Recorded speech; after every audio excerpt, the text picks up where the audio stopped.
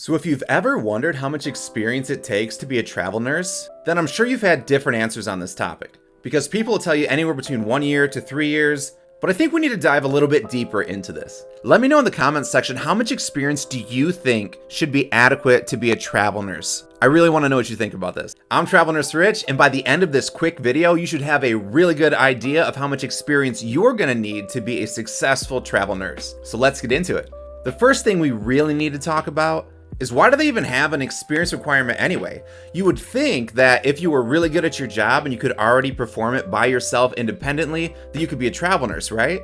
Well, here's the reason that they have that experience requirement. The orientation that you get for travel nursing is notoriously short. Notoriously short. Sometimes you're lucky if you get a whole day of orientation, so you're expected to hit the ground running.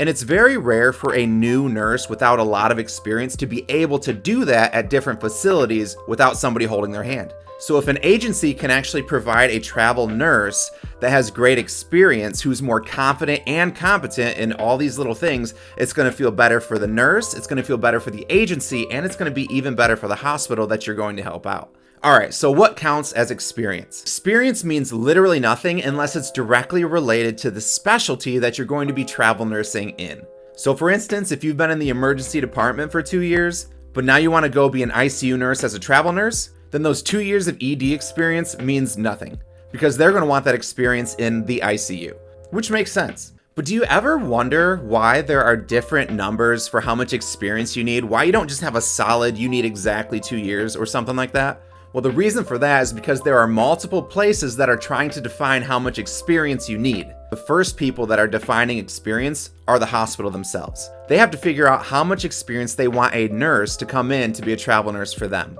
Then there are the other people, the actual agency, who's trying to figure out how much experience that they need. Some agencies will just look at the contract requirements and send a nurse if you match the requirements. But other agencies want to keep their reputation high, so they only want to send who they think are the most qualified nurses, which a lot of times means they will not send somebody without enough experience. I've dealt with agencies that have had no minimum experience requirement and they just say, hey, if you can get a contract, great. And then I've dealt with other ones that say they won't even look at your information unless you had 3 years of nursing experience. But in reality, it is really largely based on contract. So let me paint what the contract availability looks like in regards to experience so you can actually understand that. If you have less than 1 year of experience, the contract options for you are incredibly low.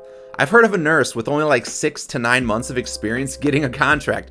Almost unheard of. The availability of contracts, like I said, insanely low. So your chances of getting a contract with no experience, minimal at best. If you have more than 1 year experience but less than 2 years experience, you will have a decent amount of contracts to choose from, but here's the catch. A, the hospital doesn't want to hire a new travel nurse without travel nursing experience, and if you only have 1 to 2 years experience, then you probably don't have that travel nursing experience yet. And B, anybody that applies with more than 2 years experience is going to get that contract ahead of you almost every time. So if you're in this boat, you cannot be picky with any kind of contract, because if you're picky, you're almost guaranteed not to get a contract. And then for the 2 years plus experience group, there are a vast majority of contracts that you are available to pick from, which agencies prefer because it makes it easier on the job hunt, and which nurses actually prefer as well, because that means that the nurse gets their first, second, or maybe even third choice of contract, and they don't have to settle for whatever.